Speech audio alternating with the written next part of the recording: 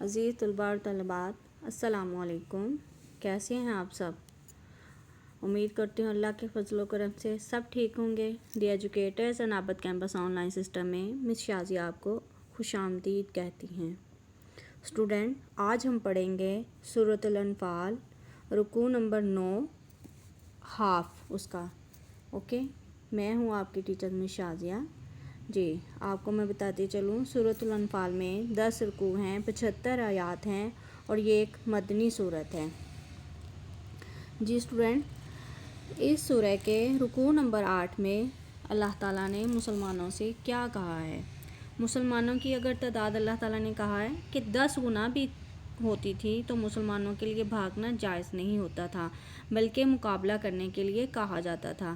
کفار کی تعداد سے 1 گنا یعنی مسلمانوں کی تعداد 2 گنا بھی زیادہ کم بھی ہوتی تھی تو مسلمان میدان جنگ سے نہیں بھاگ سکتے تھے۔ ایسی ہے نا سورہ بدر کی، یہ جو جنگ بدر میں مسلمانوں کی تعداد کتنی تھی اور کفار کی کتنی تھی؟ کفار کی 1000 تھی، مسلمانوں کی 313 تھی، تو پھر بھی ان کو بھاگنا جو تھا وہاں سے جائز نہیں کہا گیا تھا، ان سے مقابلہ کرنے کے لیے کہا گیا۔ اور اللہ تعالیٰ نے مسلمانوں کے لیے آسانی پیدا کر دی کہ یعنی اب تو کفار کی تعداد کو خالی 2 گنا کر دیا، ٹھیک ہے۔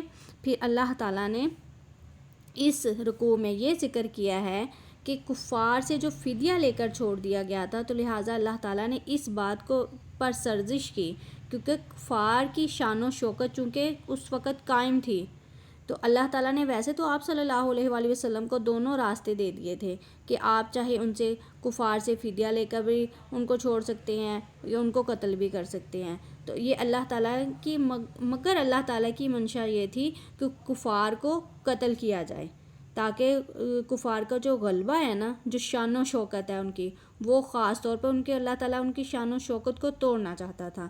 اور اسٹوڈنٹ، جب اسلام پھیل گیا تو سورہ محمد کی آیت نمبر 4 میں اللہ تعالیٰ نے کہا کہ جو قیدی آپ قیدیوں سے فدیہ لے کر بھی چھوڑ سکتے ہو اور بغیر فدیوں کے بھی چھوڑ سکتے ہو۔ کیونکہ یہ کیوں کہا تھا؟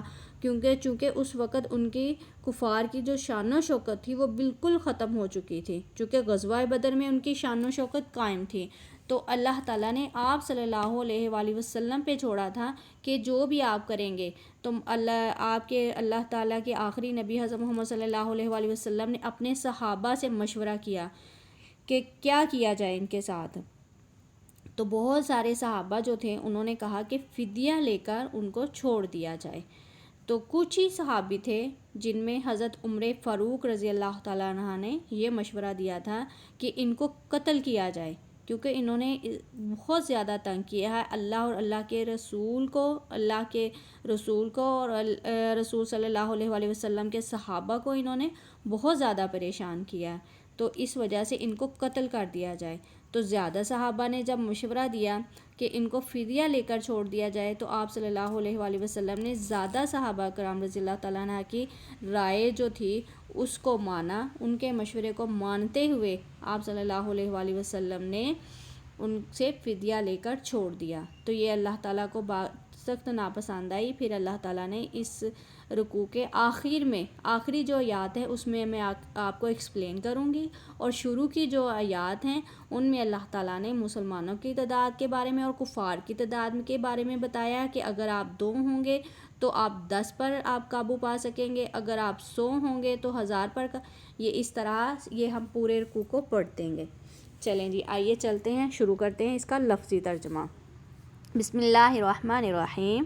یا ایھا النبی، اے نبی صلی اللہ علیہ وآلہ وسلم، حرض المؤمنین، حرضی ابھاریں یا ترغیب دیں، ٹھیک ہے، یا ترغیب دیں یا ابھاریں یا تیار کریں، المؤمنین مومنوں کو، علی القتال، قتال کا اسٹوڈنٹ جو لفظ آیا ہے نا یہ جہاد کے صیغے میں بھی استعمال ہوتا ہے قرآن کریم میں، ٹھیک ہے۔ علی القتال ویسے تو آپ کہیں پہ یہ قتل کے زمرے میں آتا ہے، کہیں پہ یہ قتال جنگ کے لیے استعمال ہوتا ہے۔ اے نبی صلی اللہ علیہ وآلہ وسلم مومنوں کو جہاد کی ترغیب دو، ٹھیک ہے، کیا کہا ہے؟ جہاد کی ترغیب دو۔ ان اگر یکن ہو منکم تم سے 20 صابرون ثابت قدم رہنے والے، کتنے ہوں؟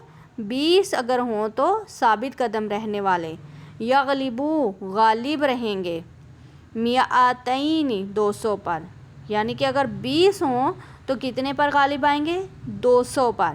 وَإِن اور اگر یکن ہوں منکم تم سے، میاتن ثابت قدم رہنے والے، یغلبو غالب رہیں گے، من الذین ان میں سے، کفروا جنہوں نے کفر کیا یا جنہوں نے جھٹلایا، بِأَنَّهُمْ یہ تو ایسے لوگ ہیں، قوم اللہ یہ ایسی قوم ہے جو عقل سمجھ، لا یفقہون لا نہیں یفقہون سمجھ رکھتے، عقل سمجھ کچھ بھی نہیں رکھتے، یہ کچھ ایسے لوگ ہیں۔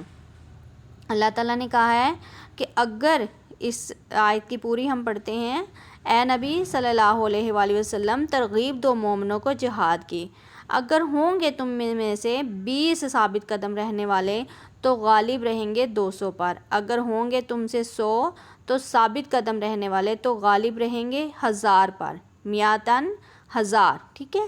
من الذین ان لوگوں سے جنہوں نے کفر کیا، کن پر ثابت قدم رہیں گے اسٹوڈنٹ؟ ان لوگوں کے جنہوں نے کفر کیا یا جنہوں نے جھٹلایا، اور وہ ایسے لوگ ہیں جو کسی بھی بات کی یا کسی بھی چیز کی عقل سمجھ بوجھ نہیں رکھتے۔ الآن اب ہلکا کر دیا، اب کیا ہے؟ اب الآن اب خففا تخفیف کر دی، یعنی ہلکا کر دیا اللہ نے، اللہ نے انکم تم سے، وعلم اور علم علم دیا یا معلوم کر لیا، انکم تم سے ضعفاً کمزور ہیں، فإن پس اگر یکن ہوں منکم تم میں سے، میاتن 100، صابرتن ثابت رہیں گے، یغلبو 200 پر، میاتین تم سے 1000، وَإِن اور اگر یکن ہوں منکم تم میں سے، 1000 یغلبو 2000 پر، بِإِذْنِ اللہ اللہ کے حکم سے، ٹھیک ہے۔ واللہ اللہ مع الصابرین ثابت قدم رہنے والوں کے ساتھ ہے۔ جی تو اسٹوڈنٹ اس کا ہم اگین ترجمہ پڑھتے ہیں، یہ دیکھیں مکمل جو با محاورہ، اب خدا نے تم پر سے بوجھ ہلکا کر دیا اور معلوم کر لیا کہ ابھی تم میں کسی قدر کمزوری ہے، پس اگر تم میں سے کوئی 100 پر ثابت قدم رہنے والے ہوں گے تو وہ 200 پر غالب رہیں گے، اور اگر 1000 ہوں گے تو خدا کے حکم سے وہ 2000 پر غالب رہیں گے، اور خدا ثابت قدم رہنے والوں کے ساتھ ہے۔ جی تو اسٹوڈنٹ اس میں سے آپ کے شارٹ کوسچن بنیں گے، یہ دیکھیں، اے نبی صلی اللہ علیہ وآلہ وسلم شروع کے یہ آیت جو ہے مسلمانوں کو کس چیز کے لیے ابھاریے؟ جہاد کی تیاری کے لیے ترغیب دیجیے، یعنی کہ جہاد کے لیے تیار کیجیے، ٹھیک ہے۔ اور اگر اللہ تعالیٰ نے کہا ہے کہ تم سے کتنے آدمی ہوں گے، یہ آپ کے MCQs بنیں گے، 20 20 30 40، اس طرح یہ MCQs بھی بن سکتے ہیں اور اس کا شارٹ کوسچن بھی بن سکتا ہے۔ نیکسٹ آیت ہے الآن خفف اللہ عنکم، اور اگر کس قدر آپ لوگ کمزور جتنے بھی ہو، کس قدر ہو یہ اللہ کو پتہ ہے، اور تم میں سے اگر 100 ثابت قدم رہنے والے ہوں گے تو 200 پر غالب رہیں گے۔ شروع میں اللہ تعالیٰ نے کہا 20 ہوں گے تو کتنے کافروں پر غالب رہیں گے؟ اگر 20 ہوں گے تو 200 پر غالب رہیں گے، ٹھیک ہے۔ اور اگر 100 ہوں گے جو غالب رہنے والے ہوں گے تو وہ 1000 پر، 1000۔ اوکے اسٹوڈنٹ، یہ آپ کے MCQs ہیں اور اس کے شارٹ کوسچن بھی ہیں۔ نیکسٹ رکوع میں ہم اس کا اگین میں آپ کو تعارف بھی کرواؤں گی اور اس کے لانگ کوسچن بھی دوسرے جو اس کا پارٹ 2 ہے اس میں آ جائیں گے۔ تو اپنا بہت سا خیال رکھیے گا، دعاؤں میں یاد رکھیے گا۔ اللہ حافظ۔